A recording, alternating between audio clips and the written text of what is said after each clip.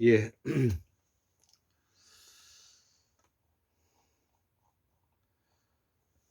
예, 2023년 2월 6일, 예, 음력으로는 오늘 1월 16일이죠. 예, 어제가 1월 15일 정월 대보름이었습니다. 예, 자, 오늘도 이제 강의를 한번 이어가 보도록 하겠습니다. 환국 운명 학술은 259번째 세 번째 이제 강의가 되겠습니다. 실존주의는 보살사상이다. 종교 믿음은 관계성을 설명하지 못한다. 즉 종교의 믿음은 본질을 논하는 것이기 때문에 관계성을 설명하지 못한다는 말이 되겠고, 실존주의와 보살사상은 본질은 알 수 없는 고로 관계성을 중요시 여긴다, 이렇게 설명해도 되겠습니다. 그래서 인간만이 관계성을 가지고 있기 때문에 인간만이 존엄과 인간관계를 구체적으로 알 수가 있고, 이는 궁극적으로 인간이 무엇인가 라는 질문과 맞닥뜨려진다는 것이죠. 자, 그래서 실존주의는 실존은 본질에 앞선다는 말을 하고 있죠. 그 유명한 사르트르가 한 말인데요. 즉 본질은 알 수 없기 때문에 인간에게 있어서의 관계가 곧 실존이다, 이런 말이 되는 것입니다. 예, 이런 이야기를 우리가 이해할 수 있어야 될 것 같습니다. 자, 그래서 우리가 모든 것은 우리가 궁극적으로 그 생명체나 생명체가 아니든 궁극적으로 과학적으로 보게 되면 원자 알갱이로 이루어져 있는 것이죠. 우리가 분석을 해보면 사람도 마찬가지고 바위도 마찬가지죠. 다 원자 알갱이로 나아갈 수가 있는 것이죠. 그래서 궁극적으로 이 본질은 물질이고 원자가 되는 것입니다. 고로 생명이든 무생물이든 유물론적 그 가치관의 기준을 두고 있지만, 그러나 인간을 과연 물질로만 볼 것인가에 대해서는 우리가 다시 한번 생각을 해봐야 되겠죠. 그래서 우리가 자연과학적인 법칙과 사회적인, 우리가 사회과학적인 또 측면과는 이제 다르다고 볼 수가 있지 않겠습니까? 그래서 자연과학적인 측면에서의 사람을 보는 거와 사회과학적인 측면에서 사람을 보는 것은 이제 전혀 다른 것이죠. 그래서 우리가 이 종교도 바로 전제가 믿음의 세계를 설명하는 것이고요. 그래서 인간은 삼라만상에 있는 모든 무일한 존재성을 가지고 있기 때문에 이 인간이 가지고 있는 그 존재성에 있어서의 가장 기본적인 본질은 기본적인 틀은 무엇인가, 여기에 대해서 우리가 그 설명을 할 줄 알아야 되는데요. 그 설명을 우리가 어떻게 이해하느냐 하면은 바로 인간에게 있어서는 다른 생명체와 다르게, 다른 식동물의 생명체와 다르게 말과 글에 대해서 언어를 사용할 수 있게 됨으로써 우리가 기억을 할 수 있게 되었다는 것입니다.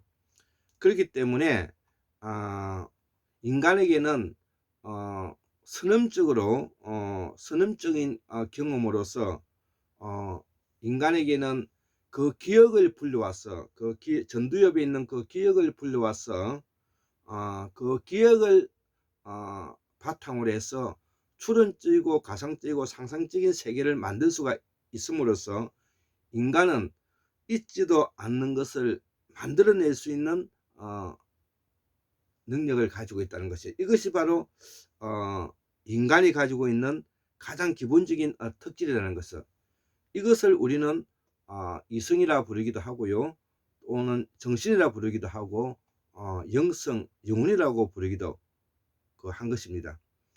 자, 그래서 인간이 언어를 사용하면서 더 이상 자연의 세계와 결별할 수 있는 종이 되어 버렸다는 것이죠. 이게 아주 중요한 것인데요.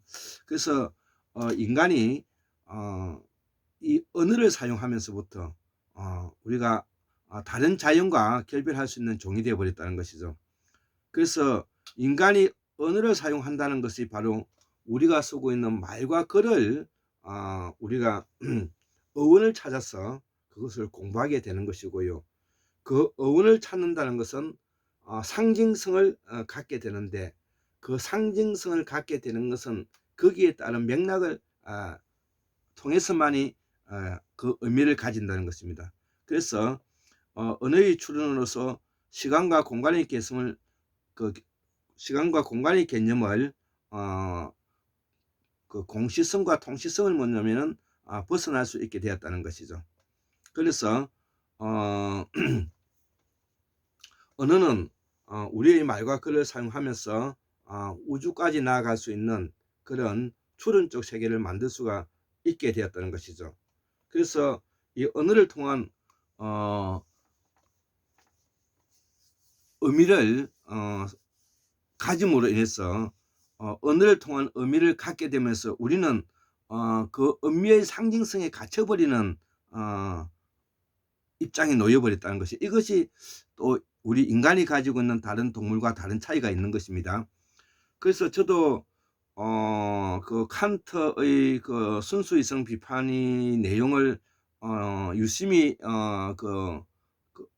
읽으면서 또 이해되지 않는 부분이 있지만, 궁극적으로 그 칸트가 말하고 싶어 했던 순수이성이라는 것은 결국 인간이 언어를 사용함으로써 우주로 나아갈 수가 있게 되었고, 언어를 사용하면서 의미와 상정에 대한 맥락을 갖게 됨으로써 우리는 거기에 갇혀버리게 되었다는, 그래서 인간은 궁극적으로 뭐냐면은 셀프, 자아가 출현하게 되었는데, 이 자아가 바로 인간의 존엄성과 자유의지와 자율성과 책임으로 나아가게 된다. 이것이 바로 뭐냐면은 환국명 학술론에서 연구하고 있는 내용이라는 것이죠. 그래서 우리가 인간의 존엄은 그러면 어떻게 해서 이렇게 나오는가? 바로 우리가 언어를 통한 의미와 상징의 가침으로 해서 궁극적으로 인간이 자아에 대해서 자기를 출현하게 만들었다. 이렇게 이제 볼 수가 있다는 것이죠. 자, 그래서 이 언어라는 것은 개념을 의미하고, 또 이 개념은 집단 지향성을 가지고 있고, 또 사회의 출현으로서 사회적 동물적인 역할을 하게 되는 것이고, 그리고 설명과 증명의 순환 과정을 통해서 이 단어는 개념이라는 의미를 가지고 되고, 의미를 갖게 되고, 이 의미는 바로 행동을 전제로 한다는 것이죠. 이것도 매우 중요한 이야기인데요. 우리가 그럼으로써 이러한 것들을 우리가 조절할 수 있는 인지작용을 우리가 조절이라고 말을 한 것입니다. 자, 그래서 인간은 이 실존적인 측면에서의 평등하지만 그 기능적인 측면에서는 불평등하기 때문에 이것을 뭐냐면은 조화시키는 것이 필요하다는 것이죠. 인간은 누구나 다 평범하게 태어났지만 그 사람이 가지고 있는 역할과 그 기능에 따라서는 서로 차이가 있기 때문에 능력이 더 발휘된 사람이 있고 없는 사람이 있기 때문에 이것을 어떻게 조화할 것이냐, 이 문제를 두고 우리가 고민해 나가야 되고, 인사조직 연구소를 우리가 뭐냐면 실현시켜 나가야 되는 이유가 여기에 있는 것입니다. 자, 그래서 앞에서도 이야기했다시피 이러한 집단 지향성과 사회적 출현의 이 바탕 위에서 우리가 인지작용을 통해서 어떻게 조절해 나갈 것인가, 이거를 두고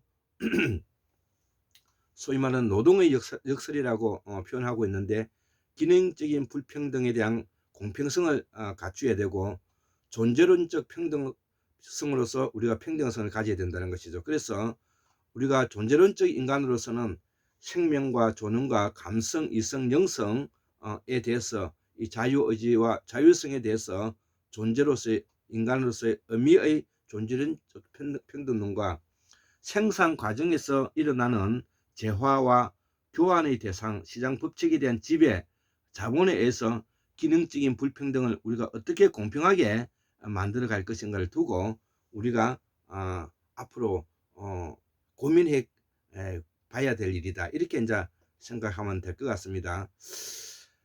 자, 그래서 궁극적으로 아까 우리는 언어를 사용하면서 궁극적으로는 의미와 상징에 갇히게 되는 입장이 되어서 궁극적으로 자기 인식을 갖게 되는 것이 될 수밖에 없다 이거죠. 그렇기 때문에 그러면 자기 인식을 어떻게 실현시켜 갈 것인가, 그것을 우리가 한번 고민해 보면 우리가 자기 실현을 위해서, 또 자기 존재의 성숙함을 위해서, 또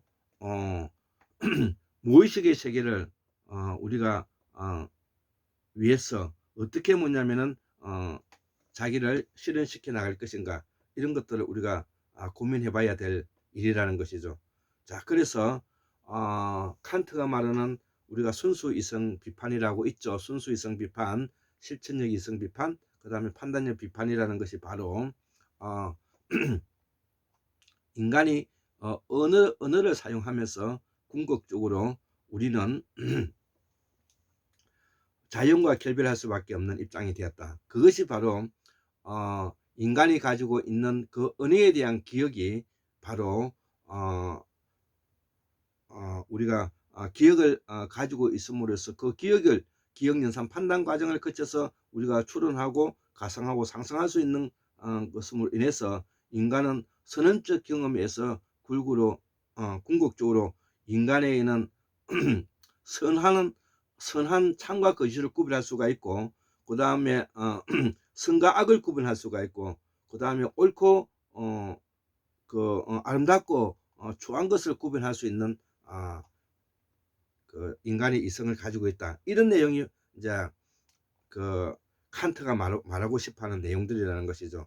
그래서 이러한 책들을 위해서 우리가 앞으로 꾸준히 우리가 뭐 해겔의 정신 현상학이라든지 그 다음에 그 다음에 상호 주관성, 제일 철학이라 이런 자본론, 그 다음에 판단력 비판, 실천 이성 비판, 이런 책들을 앞으로도 계속 공부해 가야 될 것입니다. 자, 그래서 결국은 이러한 인간이 그 자기 인식을 가지고 자아를 확대시켜 나가기 위해서는 우리가 모든 철학적인 조직을전 사유를 분권화하고 자율적이고 다양성을 바탕으로 하고, 그 다음에 수평적 연대와 보충을 바탕으로 해서 네트워크화 되어야만이 이를 실현시켜 나갈 수 있다는 것이죠. 그래서 우리가 앞으로 생산에 있어서는 개인 맞춤형 사회를 만들어 나가고, 사회적 현상을 합리적으로 개념화하는 기술 바탕에서 인간관계를 풍요롭게 하는 사회적 기술을 바탕으로서 인간의 존엄적 인간 중심적 사회로 발전시켜 나가야 된다는 것입니다. 자, 그래서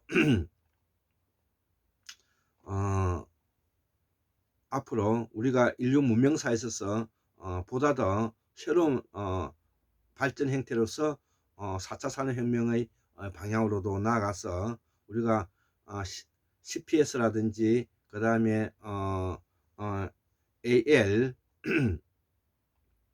블랙체인이라든지 이런 것들을 함께 우리가 공부해 나가고, 그동안에 우리가 분권화하고 개인화하고 합리화를 바탕으로 해서 조직 설계를 해서 분화는 분권화로, 개인화는 자율화로, 합리화는 네트워크로 이렇게 이제 발전시켜 나가야 된다는 것이죠. 그럼으로써 우리가 문명을 발전시킬 수 있는 길을 열어갈 수가 있다는 것이죠.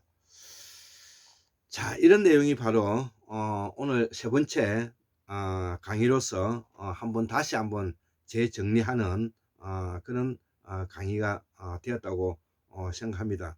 그래서 궁극적으로는 우리가 이 문명의 길로 나아가서 보다 더 나은 우리가 그 사회가 되기를 바라는 마음으로 우리가 해 가야 된다는 것이죠. 자, 그래서 이러한 것을 실현시키고 이러한 것들을 인사조직적인 차원에서 우리가 최동석 박사님께서 성취예측 모형의 그 프레임워크를 만들었는데, 이 성취예측 모형의 프레임워크를 바로 도구적 역량, 추상화 역량, 목적 지향성 역량, 이런 것들을 우리가 핵심 요소와 핵심 역량 요소와 보조 핵심 요소를 바탕으로 해서 도구적 역량은 분석적 사고, 개념적 사고, 영재성, 추상화 역량은 자기인식인데 창조성, 학습 능력, 미래지향성, 목적 지향성은 열린 지평으로서 성취지향성, 대인 영향력, 정직 성실성. 여기에다가 보조 역량 요소로서 자신감이 있는가, 대인 이해를 하고 있는가, 수행 점검을 할 수 있는가, 정보 수집을 하고 있는가, 유연성을 가지고 있는가, 조직 인지가 되어 있는가, 관계 형성이 되어 있는가, 이렇게 뭐냐면은 설명할 수 있고, 저는 여기에다가 7개에다가 역사성이라든지 그 다음에 역사성이라든지 그 다음에 명문가로서의 가지는 자질이라든지 종합적인 능력이라든지 이런 것들이 추가되어야 된다, 이렇게 이제 저는 생각하고 있습니다. 자, 그래서 우리가 앞으로 우리가 이 보살사상을 바탕으로 하고 있는 실존주의에 대한 철학을 함께 같이 앞으로 공부를 해가면서 보다 더 새로운 우리의 그런 모델을 만들어 가보도록 노력해 보는 것이 좋을 것 같습니다.